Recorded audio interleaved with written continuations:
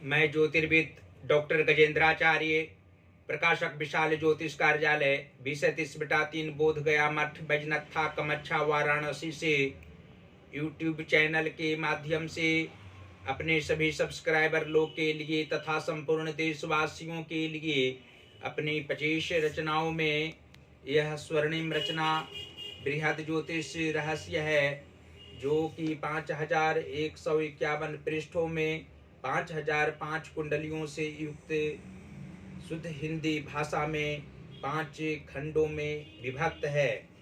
इस ज्योतिष महाग्रंथ बृहद ज्योतिष रहस्य को इतनी कलम अर्थात 525 कलम से मेरे द्वारा रचना हुई है।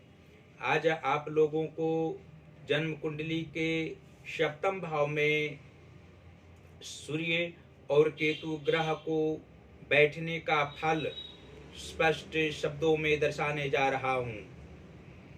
जन्म कुंडली के सप्तम भाव स्थित सूर्य और केतु के मेल से जातक की पत्नी नेत्र व उदर रोग से परेशान रहा करती है। मानसिक तनाव भी रहना स्वाभाविक बात होती है। पारिवारिक उलझनों में ये जातक दोनों ग्रहों के रहते हुए अधिक कार्य जीवन में नहीं कार्य कर सकते हैं। इसके लिए केतु की पूजा शनि के मंदिर में अथवा हनुमान जी के मंदिर में साधक ब्राह्मण के द्वारा नियम पूर्वक करा दी जाए तो प्रतिकूल प्रभाव यहाँ पर किसी भी स्थिति में इसका नहीं होगा। ऐसे तो सूर्य केतु को 27 वर्ष के बाद खराब फल देने ही नहीं देते। यानी सप्तम भाव का केतु सूर्य के कारण मध्यावस्था व वृद्धावस्था तक जातक को शुभ फल प्रदान करता है। ये दोनों ग्रहों के मेल से जातक मध्यावस्था में अनेकों यश प्राप्त करने का कार्य करते हैं। 54वें वर्ष से 86वां वर्ष तक व्यापार ये अपने पुत्रों के साथ करते हैं निश्चल भाव से। इनके पुत्रगण भी व्यापार को अत्यधिक देशों में प्रचार प्रसार करते हैं। ग्रहपति सूर्य के सद्प्रभाव से विशेष रूप से जातक शांत सुशील तथा धनवान भी होते हैं, लेकिन इनकी पत्नी अधिक खर्चीली होती है। व्यर्थ के क्रोध सभी घर के सदस्यों पर करती रहती है, जिससे ये परेशान कभी कभी अत्यधिक रूप से हो जाते हैं। पुत्र से जातक को बहुत प्रेम व प्यार रहता है। अपनी कमाई अपने पास नहीं रखते, बल्कि पुत्रों की पढ़ाई व उसके कार्य में लगा देते हैं। फिर पुत्र से भी इन्हें विशेष सुख प्राप्त होते हैं। और स्पष्ट रूप से हम यह कह सकते हैं कि जन्म कुंडली के भाग्य भाव के स्वामी बुध ग्रह हों, यदि धन भाव के स्वामी मंगल ग्रह हों, तो सप्तम भाव स्थित सूर्य और केतु के प्रभाव से जातक का पूर्वार्ध भाग संघर्ष वाला अवश्य ही रहा करता है, लेकिन जीवन का उत्तरार्ध भाग आर्थिक रूप से कमजोर नहीं होना स्पष्ट है। मानसिक परेशानी भी उस काल में कम हुआ करती है। पारिवारिक क्षेत्र में खुशियाँ अवश्य ही प्रत्येक काल में घर द्वार में रहा करती हैं। आध्यात्मिक क्षेत्र में भी जातक का मन लगता है। धन का अभाव किसी भी रूप में नहीं रहना स्पष्ट है। और जन्म कुंडली के एकादश भाव के स्वामी सूर्य ग्रह हों तथा पंचम भाव अर्थात पुत्र व विद्या भाव के स्वामी शनि ग्रह हों, तो सप्तम भाव स्थित सूर्य और केतु के प्रभाव से जातक को मन में दया अवश्य रहा करती है। दया भावना से युक्त सभी क्षेत्र में रहने वाले होते हैं। पारिवारिक क्षेत्र में अधिक खर्च परिवार के ऊपर करने वाले होते हैं। धन व्यय करने पर इनको दुख किसी भी रूप में नहीं होता है। पुत्र इनके अनुकूल रहने वाले होते हैं। पुत्र विद्या प्राप्त करने में भी रुचि लेने वाला होता है और विशेष धनोपार्जन भी करना उसका मुख्य उद्देश्य रहा करता है। और जन्म कुंडली के कर्म भाव के स्वामी चंद्रमा हों तथा मातृभाव के स्वामी शनि ग्रह हों, तो सप्तम भाव स्थित सूर्य और केतु के प्रभाव से जातक को कर्म क्षेत्र में गृह निर्माण अवश्य होता है।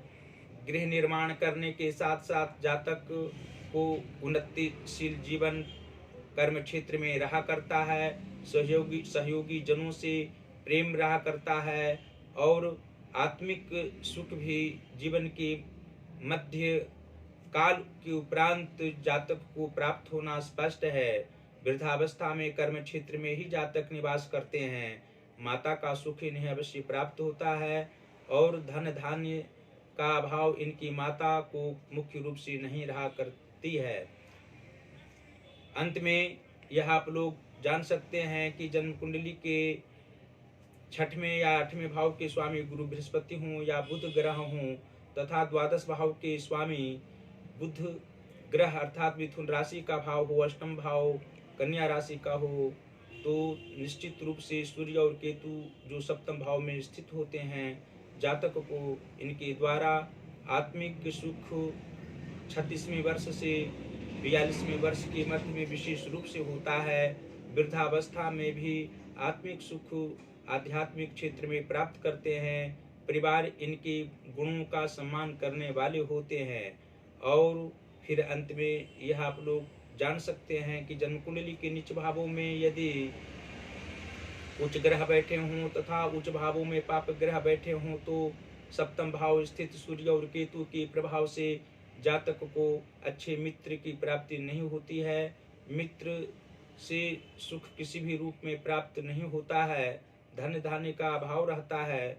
उस स्थिति में जातक को भगवान शिव की आराधना अवश्य ही करनी चाहिए। माता भगवती की आराधना करने से भी आत्मिक सुख प्राप्त होता है। सभी प्रकार के सांसारिक सुख प्राप्त होते हैं। साथ ही भगवान गणेश की भी आराधना करने से और शुक्रवार को वैभव लक्ष्मी की पूजा यदि स्त्री वर्ग की कुंडली हो, स्त्री वर्ग को अवश्य ही करनी चाहिए। माता भगवती की आराधना करने से, संतोषी माता की पूजा करने से धन धान्य का अभाव किसी भी रूप में नहीं रहेगा। पारिवारिक क्षेत्र में शांति बनी हुई रहेगी और धन संपदाओं का अभाव कर्म क्षेत्र में नहीं रहेगा, पारिवारिक क्षेत्र में नहीं रहेगा और समाज में अवश्य ही उन्नति होगी। समाज के अच्छे लोग से सम्मान प्राप्त होंगे। जातक को सभी प्रकार के तनाव से मुक्ति पाना भगवान शिव की आराधना से और हनुमान जी की भी आराधना करने से अवश्य समझना चाहिए। ज्योतिषीय दृष्टिकोण से जातक दीर्घायु वाले भी अवश्य होंगे। और अंत में फिर जो ज्योतिष महाग्रंथ बृहद ज्योतिष रहस्य वो आप लोग अपने अपने घरों में अवश्य मंगवाएं। जो कार्यालय में रहते हैं, अपने कार्यालय में, पुस्तकालय में, अन्य जगह इसको मंगवाने पर आप लोग को ज्योतिष का बृहद रूप से ज्ञान होगा। इसके द्वारा अनेकों जन का कल्याण आप लोग कर पाएंगे और सांसारिक सुख दिलाने वाला यह ज्योतिष महाग्रंथ अवश्य ही सिद्ध होगा। और साथ ही हम प्रकाश की ये कार्य करते हैं। हिंदी का पुस्तक यहाँ से आप लोग प्रकाशित करा सकते हैं, संस्कृत का पुस्तक प्रकाशित करा सकते हैं, इंग्लिश का बुक हो उसको भी यहाँ से प्रकाशित किया जाता है। और आप लोग सही समय पर कम समय में पुस्तक प्रकाशित करके यहाँ से ले जा सकते हैं। उचित धन ही यहाँ पर लिया जाता है, ज़्यादा धन लेने की कोई आवश्यकता यहाँ पर नहीं है। आप लोग हमसे सीधा संपर्क, पुस्तक खरीदना हो या पुस्तक प्रकाशित कराना हो, सीधा संपर्क हमसे कर सकते हैं। पहला संपर्क का नंबर है जो व्हाट्सएप नंबर है 94512287 और 47। दूसरा नंबर है जो पेटीएम नंबर है 88407617 और 92। इसके अलावा इंस्टाग्राम पर भी हमारी वीडियो पड़ रही है। 25 रचनाओं में 18वीं रचना जो वाक्योपदेश है 3333 वर्णानुक्रम उपदेशात्मक वाक्यों में उद्धृत है, उसका एक एक वाक्य वीडियो में हम दे रहे हैं। आप लोग अवश्य ही इंस्टाग्राम पर ज्योतिष महाज्ञान जो हमारा अकाउंट है उसको फॉलो करें और अवश्य ही उसका आनंद, उपदेशात्मक वाक्यों का आनंद प्राप्त करें। साथ ही फेसबुक पर हमारी सभी वीडियो को जो दे रहे हैं उसको आप लोग प्राप्त कर सकते हैं, उसको देख सकते हैं। उसकी आईडी है, फेसबुक आईडी गजेंद्राचार्य ज्योतिर्विद। उस आईडी को खोलेंगे तो अवश्य ही हमारी सभी वीडियो को आप लोग देख पाएंगे। उसका आनंद, वीडियो का आनंद अवश्य ही, जो ज्योतिष से संबंधित जो हमारी कविताएं, सत्य घटना पर आधारित कविताएं हैं और अन्य भी जो हमारी जो विद्या है जिस पर हम रचना किए हैं उस पर आप लोग देख सकते हैं।